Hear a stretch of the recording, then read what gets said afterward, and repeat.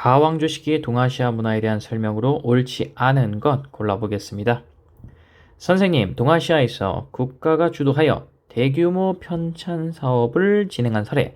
자, 국가가 주도해서 대규모 편찬 사업을 진행한 사례가 몇 가지가 있습니다. 그렇죠? 자, 선생님 답변을 볼게요. 가의 걸륭제 시기. 자, 걸륭제를 주고 있습니다. 걸륭제. 일단 걸륭제가 어디 황제인지만 알면 가왕조가 어딘지를 알 수 있을 것 같은데요. 뒤에 단서가 또 하나 있죠? 바로 뭡니까? 사고전서. 사고전서 역시 중요한 힌트입니다. 자, 사고전서는 청대에 만들어진 전집이죠. 그쵸? 그리고 걸륭제의 명령으로 편찬이 되었습니다. 그러니까 가는 청이라는 거 우리가 쉽게 파악을 할 수가 있죠. 이 사고전서는 바로 청대 고증학이 발전하게 된 결정적 계기이자 또 고증학의 성과다. 이렇게도 우리가 이야기할 수 있을 것 같아요. 고증학 같은 경우에는 경전이나 역사서 등을 굉장히 이제 실증적으로 연구한 학문이었죠. 자, 어쨌든 여기서는 고증학을 묻는 건 아니고 청왕조 시기 동아시아 문화를 묻고 있습니다. 청은 후금 때부터 따지자면 1616년에 건국이 되었고요.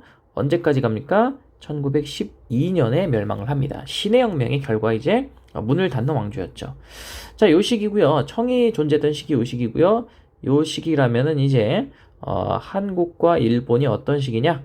자, 한국 같은 경우는 대체로 이제 조선 후기가 되겠고요. 뭐 정확히 말하면 대한제국 시기까지 들어가긴 하겠지만 거의 이제 조선 후기에 해당한다고 볼 수 있고요. 일본 같은 경우는 대체로 이제 에도 막부 시기에 해당이 됩니다. 물론 에도 막부가 무너진 후에 메이지 정부까지도 해당이 되긴 하는데 보통 이제 중국의 청대라고 하면은 한국은 조선 후기, 일본은 에도 막부 시기 이 정도로 우리가 파악을 한다. 이렇게 보시면 되겠습니다. 연도가 이제 딱 맞아떨어지는 건 아니니까요. 자, 어쨌든 요 정도 시기에 이제 동아시아 문화에 대한 설명, 옳지 않은 거 골라보겠습니다. 옳지 않은 겁니다. 1번 볼게요. 자, 한국에서는 한글 소설이 유행. 자, 조선 후기에 유행한 대표적인 서민 문화, 한글 소설이죠. 대표적으로 뭐 홍길동전, 춘향전 같은 게 있습니다. 따라서 맞는 이야기고요. 두 번째, 중국은 경극이 성행했습니다. 그쵸? 경극. 특히 이제 경극 같은 경우에 청대에 아주 유행을 했다. 경극이라는 이름 자체가 이제 베이징, 북경에서 그 형태가 완성된 극이다. 뭐 이런 의미죠. 따라서 맞는 얘기고요. 이 경극의 이제 영문 별명이 베이징 오페라다. 이렇게도 참고로 알아두시면 좋을 것 같습니다. 자, 그리고 홍로몽 역시 청대에 집필된 대표적인 소설이죠. 조설근이라는 소설가가 18세기경에 집필한 소설로 널리 알려져 있고요. 지금도 중국에서 인기가 굉장히 많습니다. 역시 청대의 문화고요. 이 경극과 홍로몽, 청대의 대표적인 서민 문화 이렇게 여러분들 알아두시면 될 것 같습니다. 4번의 우키요에는 특히 에도 막부 시대에 상당히 유행한 조닌 문화 중에 하나죠. 조닌들의 문화. 그래서 채색 목판하다 이렇게 보시면 될 것 같고요. 정답은 5번입니다. 옳지 않은 거. 가나문자. 이 가나문자는 국풍문화의 대표적인 사례입니다. 이 국풍문화가 뭐냐면 견당사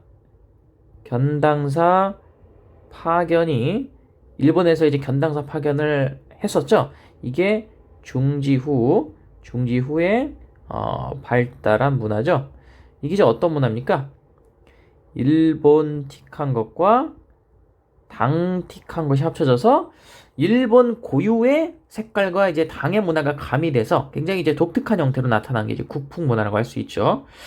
이 견당사 파견 중지 후, 그러니까 견당사 파견이 언제부터 언제까지냐? 이게 언제부터 언제까지입니까?